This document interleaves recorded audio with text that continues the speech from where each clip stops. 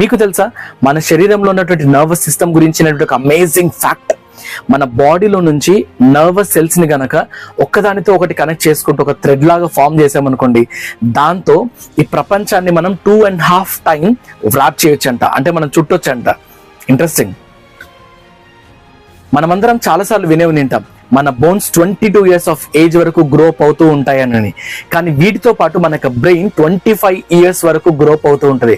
తర్వాత 40 years of age నుంచి shrink అవ్వడం స్టార్ట్ అవుతుంది. కానీ ఇక్కడ ఇంకొక విషయం ఏంటంటే, యాక్చువల్లీ బాయ్స్ యొక్క బ్రెయిన్ 1370 grams ఉంటే గర్ల్స్ యొక్క బ్రెయిన్ 1200 grams ఉంటుంది. మన హార్ట్ బ్లడ్ సర్క్యులేషన్ లో డీఆక్సిజనేటెడ్ బ్లడ్ అనేది ఆక్సిజనేటెడ్ గా కన్వర్ట్ అవుతుందని మనకు అందరికీ తెలిసిన విషయమే కదా. అయితే మనకి హార్ట్ లో ఉన్నటువంటి అసెండింగ్ అయోటా అనేది ఏదైతే ఉందో, దాని ద్వారా arteries 20 to 25% of the blood ని బ్రెయిన్ కి క్యారీ చేస్తాయి.